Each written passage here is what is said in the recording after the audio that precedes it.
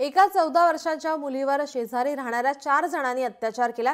त्या धक्क्यातून मुलगी सावरली नसतानाच तिच्या वडील आणि 2 भावांनीही तिच्यावर अत्याचार केल्याची धक्कादायक घटना उघडकीस आली आहे। मुंबईच्या मुलुंडमध्ये नात्याला काळीमा फासणारी घटना घडली आहे। या प्रकरणी मुलुंड पोलिसांनी पीडित मुलीचे वडील आणि एका भावाला अटक केली आहे। तिचा दुसरा भाऊ आणि अन्य एक इसम फरार आहे।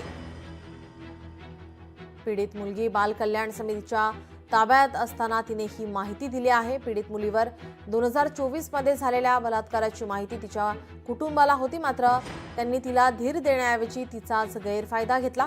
तिचे 42 वर्षांचे वडील तसेच 17 आणि 16 वर्षाच्या भावानेही तिच्यावर वेळोवेळी बलात्कार केला। याच परिसरातील आणखी एका 50 वर्षीय व्यक्तीनेही तिच्यावर अत्याचार केल्याची माहिती मिळते।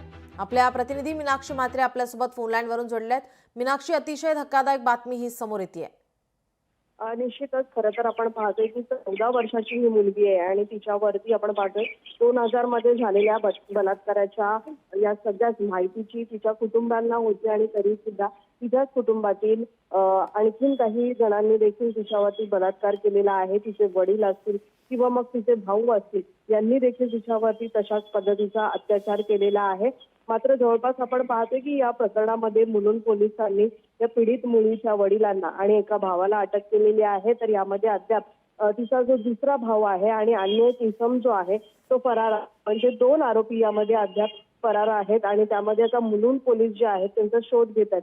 तर आपण पाहतोय की ही पीडित मुलगी जी आहे ती बाल कल्याण समितीच्या ताब्यात होती आणि त्यावेळी या सगळ्याच बाबतची माहिती जी आहे ती या मुलीने सगळ्यांना दिली असल्याची समोर येत आहे।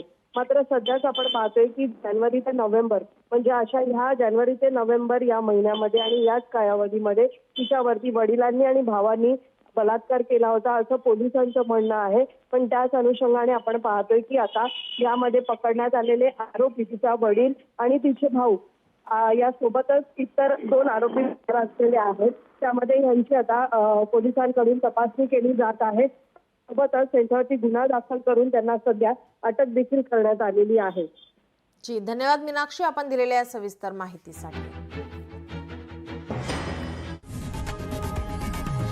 लोकशाही मराठी ऐका, पहा, जागरूक रहा।